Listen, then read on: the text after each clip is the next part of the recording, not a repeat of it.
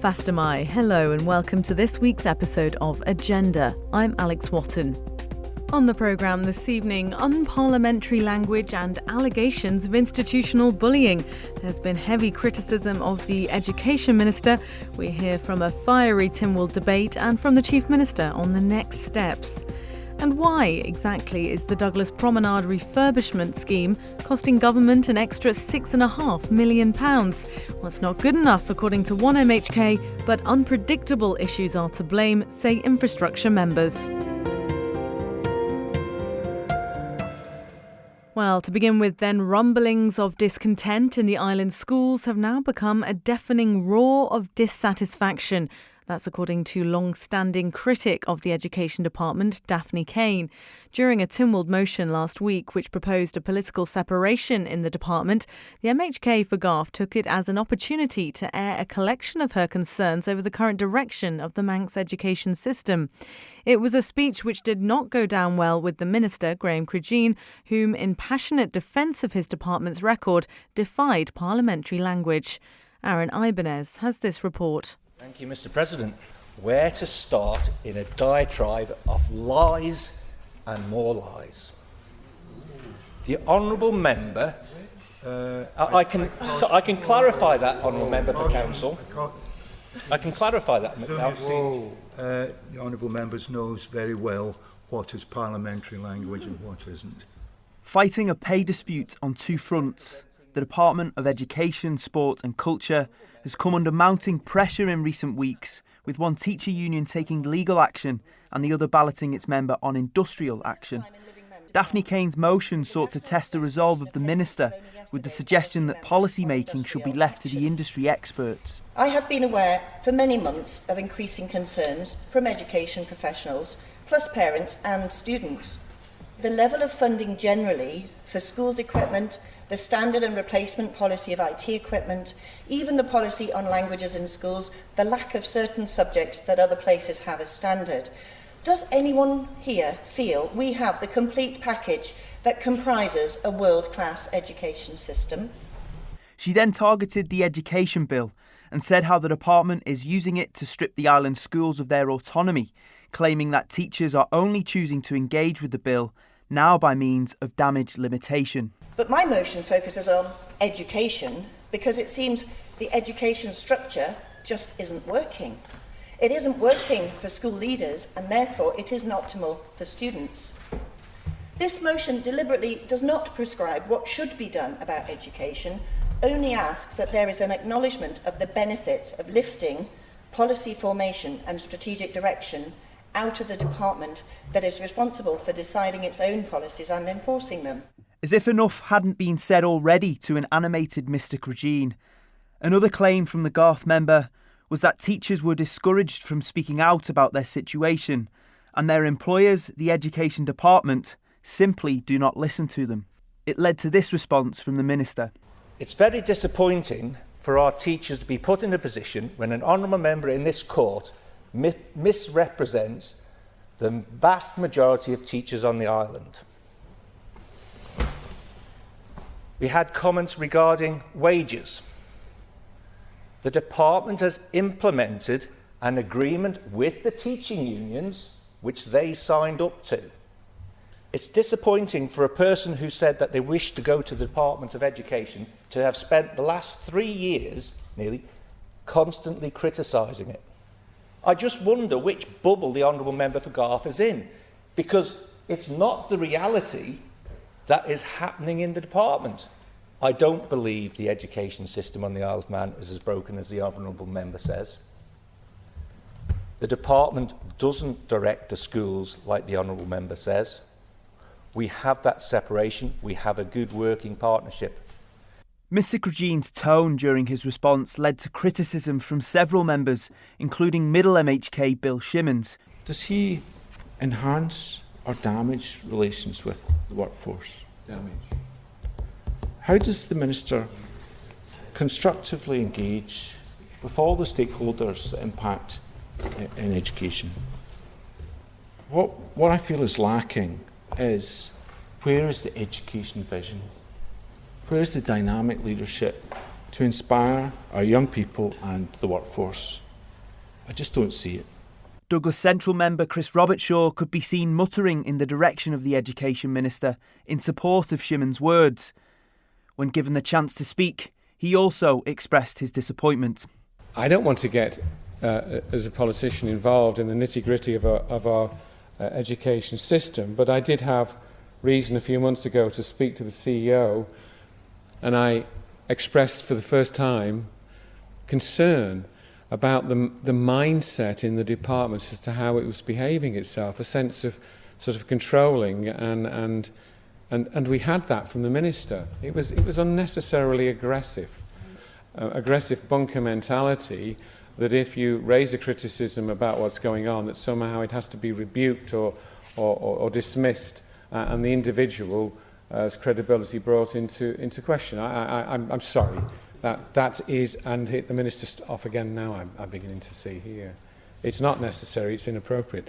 And I said to the CEO, I wish it was that the department seemed to care more about its teachers than it does, or appears to do, as clearly exhibited by the minister today. Following the sitting, Mr Cregeen responded to the call from Mr Shimons regarding his suitability to remain as minister.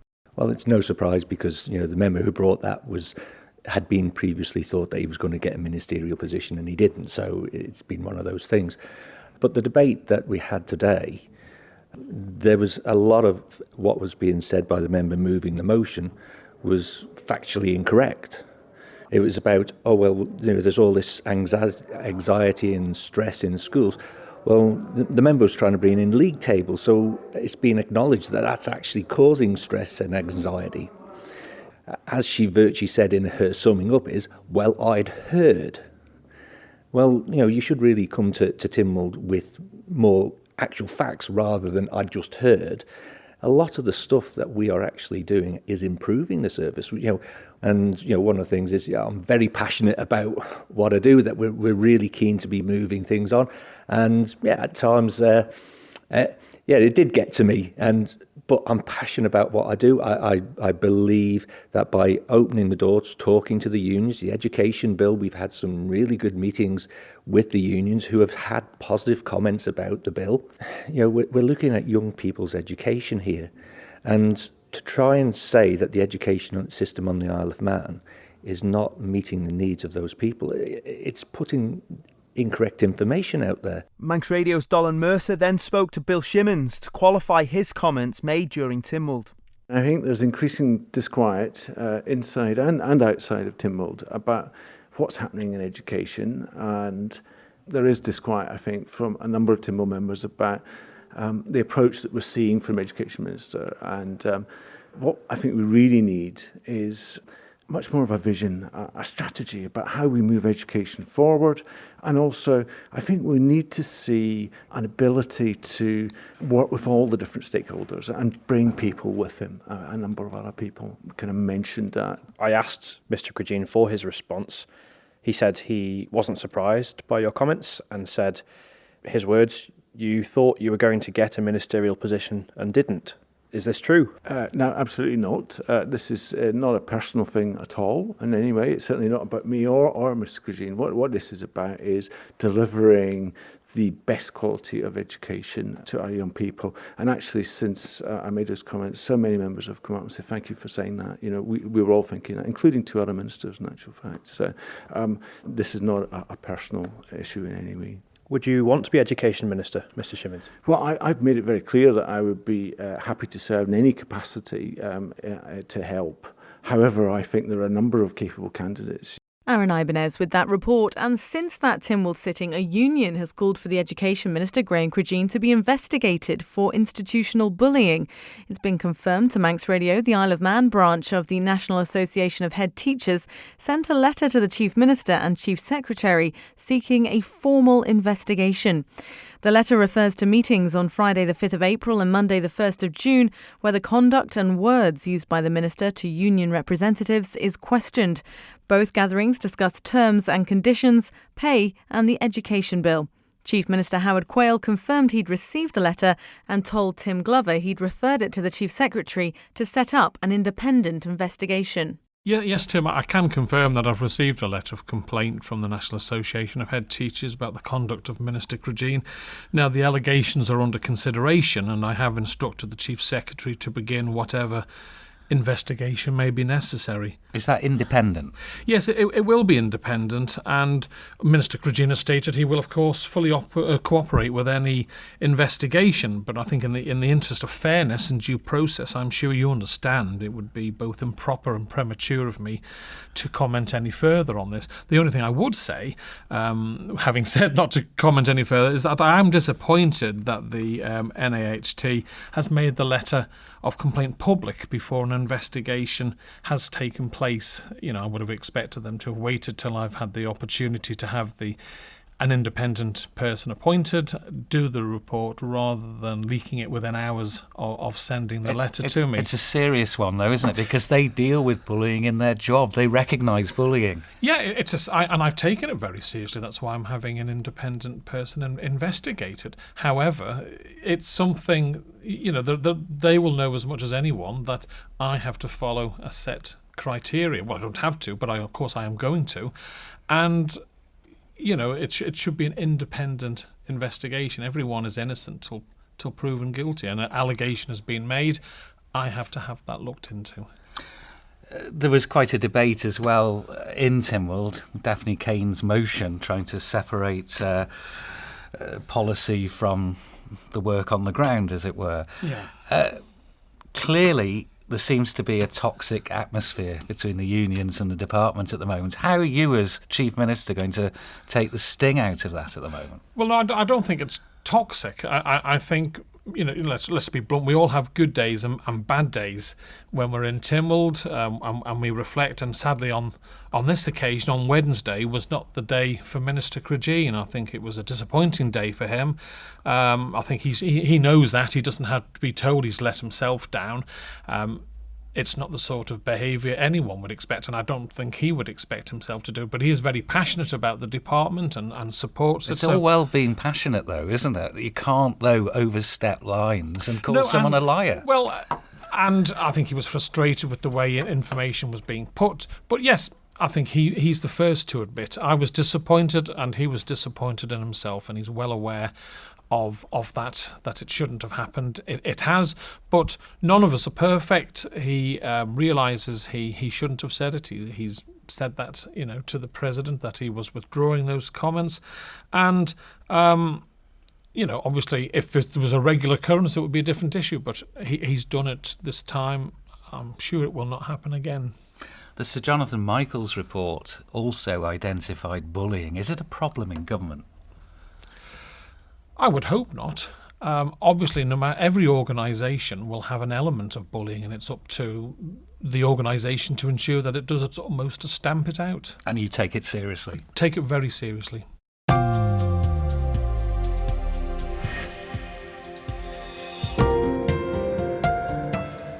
You're listening to Agenda on Manx Radio. The current situation is totally and completely unsatisfactory, and I hope that today brings us all together to realise we've got to reset everything. Chris Robertshaw, MHK, was deeply unimpressed with what he heard at a meeting of the Environment and Infrastructure Policy Review Committee on Friday. He, Claire Betterson, and the committee's chair, Rob Callister, heard oral evidence from infrastructure bosses and business owners about the ongoing refurbishment works along Douglas Promenade. Afterwards, Dolan Mercer spoke to the committee. Were there any surprises in what they'd heard? No, and I'm glad that we've actually got to the stage where we could actually take some evidence both from the department and from local businesses. And I think it was very important that the Environment and Infrastructure Policy Review Committee actually engaged with that process in order to take that evidence today. Is there a concession that perhaps not enough's been done? I think that was very clear in the session. Lessons have to be learned. I know that's a very cliche that's used all the time, but on this particular project, we've still got 18 months plus to go. I think we do have to reflect on the first 6 to 8 months that's been undertaken so far, and to make sure that the next 18 months, or however long this project actually takes, the department actually stops, it reflects, works across government with businesses in order to communicate what they're actually planning to do over that period of time. Mr. Robertshaw, I'm going to refer back to Mr. Brockhouse's phrase about communication, consultation and compensation. 3 issues at a range of levels for business owners along the promenade. Mr. Fogg said communication with his hotel has been 0. That's not really good enough, is it? Well, no, the short answer, the quick answer to your question is that the current situation is totally and completely unsatisfactory. And I hope that today brings us all together to realise we've got to reset everything. The position of the committee at this stage, we've identified 4 key points. The first one is that it's not a road issue on the front. It is a big, major national project. And as such, we need to recognise the fact that this needs cross-departmental engagement at the highest level. Number 2, it was very clear from the quite profound evidence we received today that communication is completely in the wrong country altogether, and that needs to be reviewed, not just with the residents and the businesses, but also our visitors, and how we get the message out to them in a very clear way to get as much buy-in as possible, as early as possible. And that's a big ticket issue in its own right. The third issue that the committee has identified is that there needs to be a re-examination of the project as it's rolling out, if necessary resetting it to minimise the impact, because the impact of the current state of play is just unacceptable, confusion, quite awful. And the final key point that we've got to consider, as we've heard from the businesses, the very, very, very significant impact on them, not just now, but also ongoing as it rolls out over the months and year plus ahead of us. And that's where we need to sit with regard to compensation. We heard quite anecdotal evidence from Mr. Staunton from Paparazzi that he's seen a 15 or 20% impact in his business thus far. Ultimately, to the people on the promenade, that's the bit that matters, isn't it? Yeah, yes, it is, but it's also the fact that we're, as it were, early doors on the project.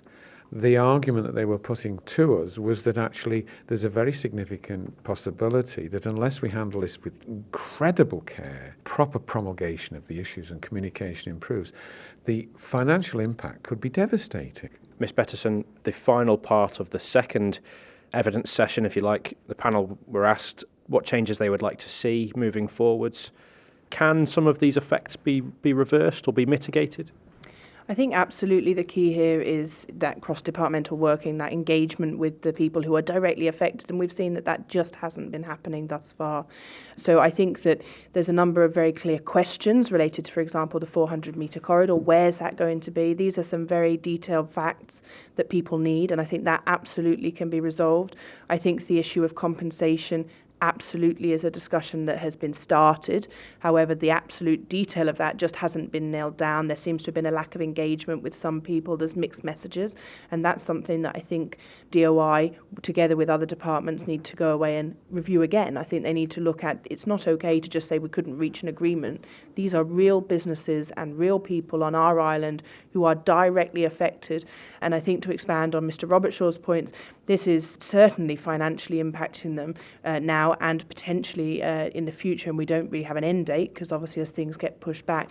But equally, there's a potential reputational impact that further contributes to that financial impact, and that's, as we heard, around TripAdvisor reviews, Booking.com reviews, and these are very much businesses that rely on word of mouth. They rely on the business further afield, and I think to have those things happening now, very, very damaging to businesses.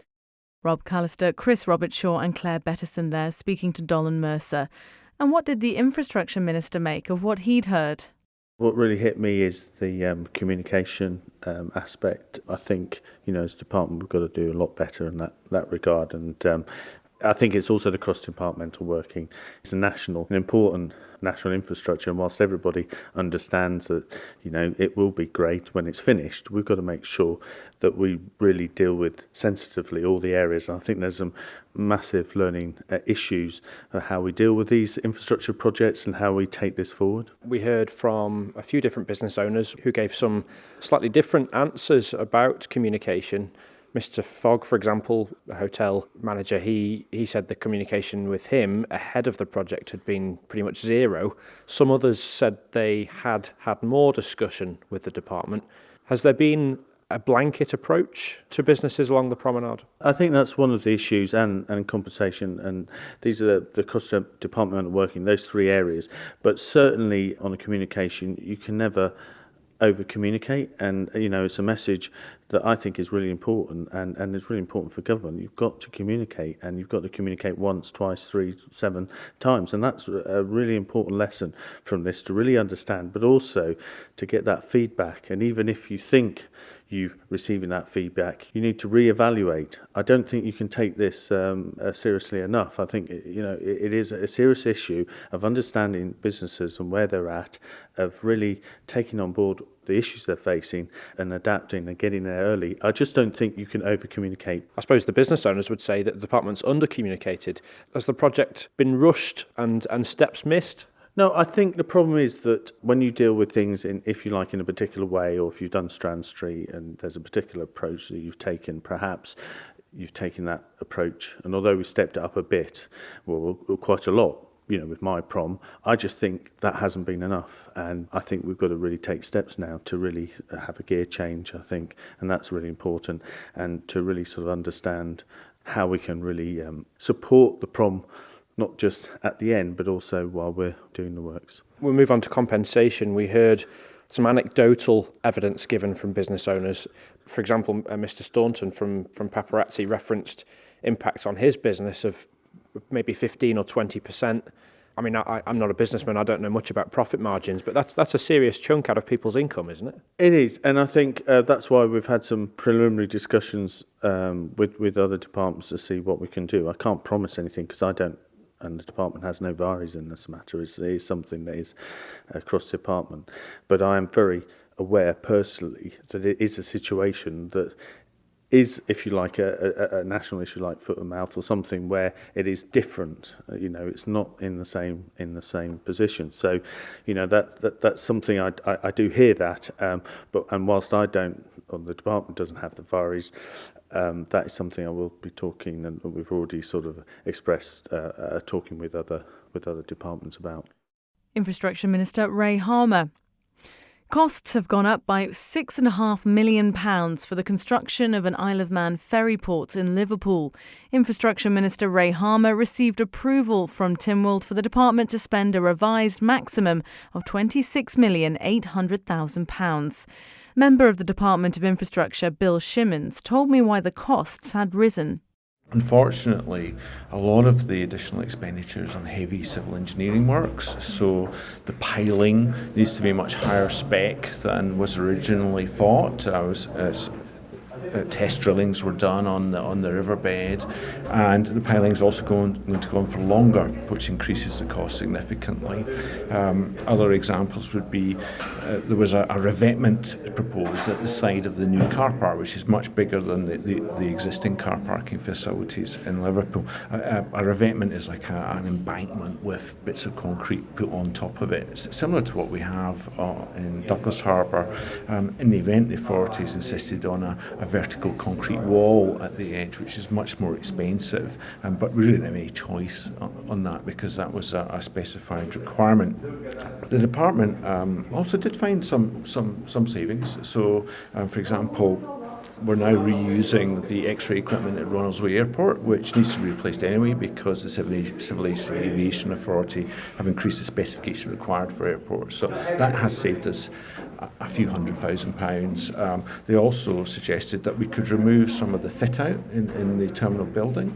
So specifically, we have air bridges running from the terminal, which will take people directly into the ships themselves, similar as you would see at larger airports like Liverpool and Manchester. Now, that actually doesn't save us that much in the overall scheme of things. It would save us round about... You say savings, of course. The money's still going up, so it doesn't certainly sound like a saving.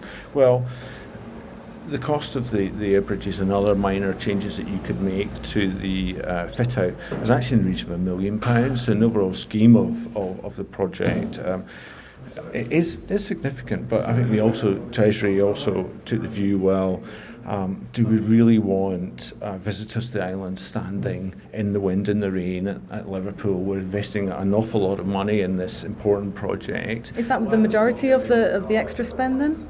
No, as I say, the majority of the extra spend is on heavy civil engineering works, and our view was, particularly for people in wheelchairs, perhaps the less able, actually the air bridge felt quite an important component. So it's an option you could cut out, and people would effectively have to walk, as they do at the moment, up a steep gangplank in the open air. Well, why wasn't that accounted for in the first stages of planning then?